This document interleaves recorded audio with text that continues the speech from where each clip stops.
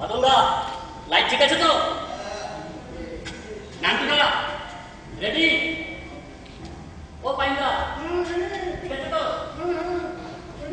মানস start করছি।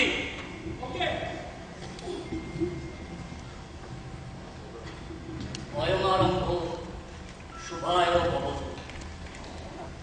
হে মহান দেশের মহান রসজ্ঞজন, নাট্যশালায় আপনাদের স্বাগত।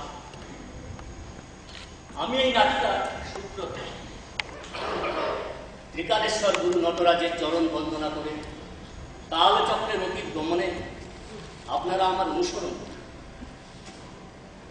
হাজার হাজার বছর পিছিয়ে নিমেষ মাত্রে যাব সম্রাট অশোকের ধূসর জল। কলিঙ্গ যুদ্ধ শেষ, শুরু হয়েছে চণ্ডাশোকের ধর্মাশোকে রূপান্তরিত হবার প্রক্রিয়া। সাম্রাজ্যের শাসন প্রণালীর গতির সাথে ছোঁয়া লাগছে পরিবর্তন। জনহিতকর প্রকল্প গ্রহণ করবার রাজকীয় অনুজ্ঞা ও অনুশাসন আসছে মোগল সাম্রাজ্যের 4 প্রদেশ তোষালী, প্রাচ্যপথ, সুবর্ণগিরি ও দক্ষিণাপথ। প্রজাহিত নিশ্চিত করতে কেন্দ্রীয় তদন্ত সংস্থার গুপ্তচরেরা প্রদেশগুলির বিভিন্ন নগরীতে উপস্থিত হচ্ছে। নগর পরিষদের দুর্নীতি ও প্রজা শোষণ সম্পর্কিত অভিযোগসমূহ খতিয়ে দেখছেন তারা। হঠাৎ পরিবর্তনের এই প্রক্রিয়াতে নগরগুলির শাসকবর্গ মোটেই স্বস্তিতে নেই।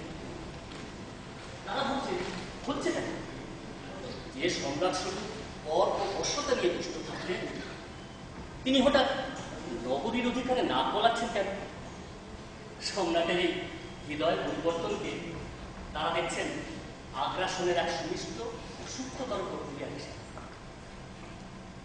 প্রতিটি নগর পরিষদ ভাবছেন এবার কি তাদের পালা? হে সর্বত্র গামী নটগুরু, উন্মোচিত কর মহাকালের অধীর জবনিকা, দৃশ্যমান করা অতীত সময়ের মাঝে প্রতিফলিত বর্তমানকে।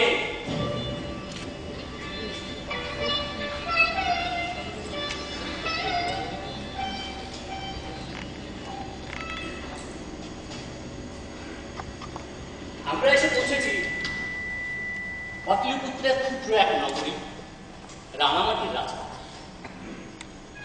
রাজধানী পাটলিপুত্র এখান থেকে অশ্বারোহণে প্রায় 10 দিনের পর।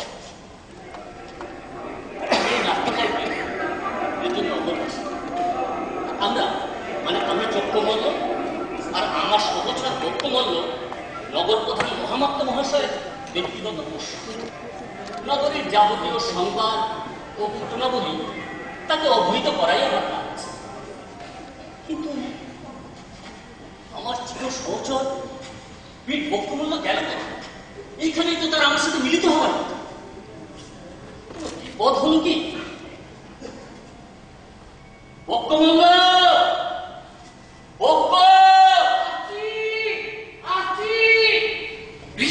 আমি এসে গেছি। আমাকে তাড়া করেছিল, বহু কষ্টে পালিয়েছি।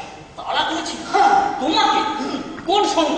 স্বর্ণ নয়, এক মাতা বিরোচনের গোমতীর সামনে শুধু টলছে আর বলছে ঋণম দেহি ঘৃতম পিবম। ঋণম দেহি ঘৃতম পিবম? ভোরবেলা রাঙামাটির মাথা তোমার কাছে ধার চাইছে ঘি খেতে, তাও আবার সংস্কৃতে। আরে বাবা, এ তো উন্মাদেও বিশ্বাস করবে না। কেন কেন কেন? আমি কি সংস্কৃত বুঝি না? তাছাড়া নগরবাসী তো নয়, বহিরাগত। বহিরাগত? কে বললো বহিরাগত? না, বলার কি আছে? বহিরাগত দেখলেই কেনা। রাঙামাটি তো কাউকে মৃত বসন করতে দেখেছো কি? কাল রাতে বিরোচনের মুখ দিয়ে বাসায় আর ব্রাহ্মণের নিচায় সর্বোচ্চ ঘুরিয়েছে মনে। বহিরাগত, তার উপর মাতা আর কপট দক্ষিণ। ভাগ্যিস বলি বুঝি চেনে না। চলো চলো চলো, দেরি হয়ে যাচ্ছে। অন্নদাদা মহামাত্র কুপিত হবে। আমি সেখান থেকেই আসছি। মহামাত্র মশাই এখন কুপিত হওয়ার অবস্থায় নেই। কেন?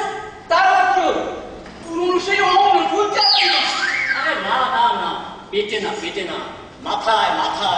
তিনি এখন চিন্তাগ্রস্ত। ওই প্রাসাদের মন্ত্রণা পক্ষে গালে হাত দিয়ে বসে আছে। চিন্তার বিলাসিতা তো তার ছিল না। অসল, বেসল, শাসন, শোষণ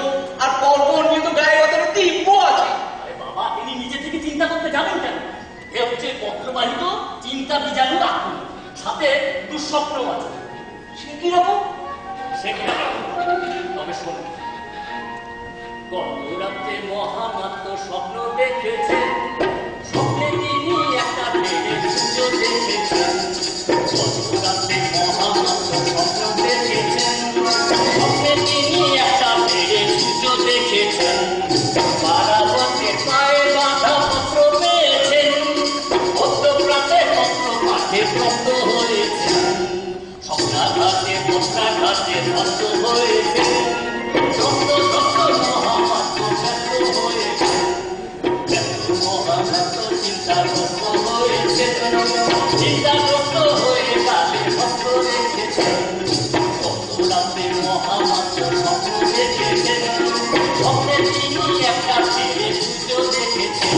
সূর্য? হ্যাঁ, সূর্য আমাকে পাঠালেন ওই প্রিয় মিত্রদের সংবাদ দিতে। গোপন সভা হবে।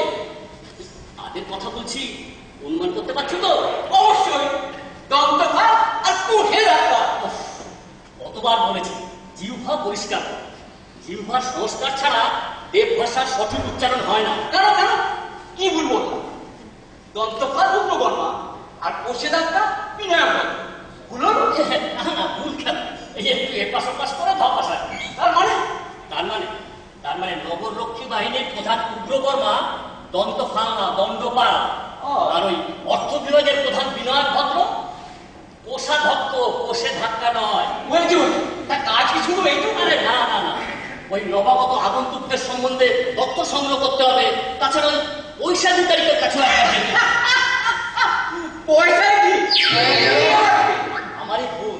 আমারই ভুল তোমাকে দেব ভাষা বলে। পয়সায় ঠিক না, পয়সাধিকারী মানে ওই ডাক বিভাগের বড়বাবু কুমার সেন। তাই বল, কিন্তু তার কাছে কেন? আরে মোহাম্মদ তো তাকে স্মরণ করেছেন। এখন তবে কি কর্তব্য? দেখবে দেখবে আমিও দেব ভাষা বলতে পারি, তবে তোমার মতো ফটো মতো মা অনুসরণ। কি বললে? দেব ভাষা আমাকে অনুসরণ করে। অনেক বিলম্ব হয়ে গেছে। মোহাম্মদ তো সত্তর যেতে বলেছেন গোপন সভা শেষ না করে জলস্পর্শ করবেন না, এমনকি প্রাতঃকৃত্য পর্যন্ত না। আরে শেষে কালকে বিলম্ব না